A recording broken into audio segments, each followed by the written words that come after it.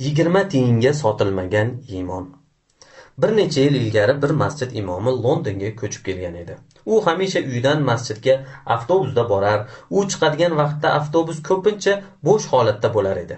Ko'chib kelganiga endi bir haftacha bo'lgandi. Avtobusga chiqib, yo'l haqini to'lab o'tirdi.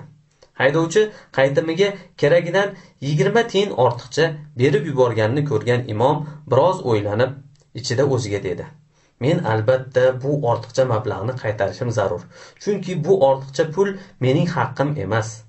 So'ng yana biroz o'ylanib turib, o'ziga o'zi shunday dedi: "Bu birov nazarga ilmaydigan arzimas pul bo'lsa, qolaversa, bu pul menda qolgani bilan avtokorxonaga hech qanday zarari sezilmaydi.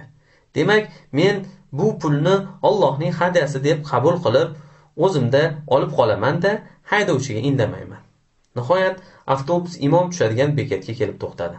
Biroq u avtobusdan tushayotib, haydovchi oldida bir lahzaga to'xtadi-yu, cho'ntagidan ortiqcha 20 tiyinni chiqarib, haydovchiga berib dedi: "Marhamat, oling. Menga keragidan ortiqcha qaytim bergan ekansiz." Haydovchi pulni olib tabassum qildi va so'radi: "Siz shu yerga yangi imom bo'lib kelgan insonmisiz? Men anchadan beri masjidingizga borib diningiz bilan tanishmoqni o'ylab yurgan edim. Bugun nima qilar ekansiz deb sizga atayin ortiqcha qaytim qaytargan edim." Imom avtobusdan tushar ekan, bo'lib o'tgan voqeaning og'irligidan oyoqlari zaiflashib, yerga qulab tushayozdi. Eng yaqin turgan to'singa suyanib, osmonga yuzlanib, ko'zlarida yosh bilan duo qildi: "Ey Robbim, sal bo'lmasa dinimni 20 tiyinga sotib qo'yay dedim-a."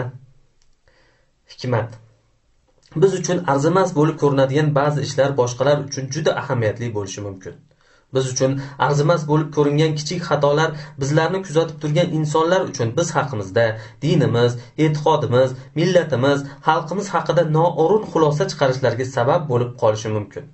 Bir ish qilayotganda faqat o'zimizni emas, balki o'zimiz mansub bo'lgan dinimiz, millatimiz, xalqimiz sha'ni ham hamisha ko'z o'ngimizda turmog'i lozim. Shavkatbek tarjima qildi.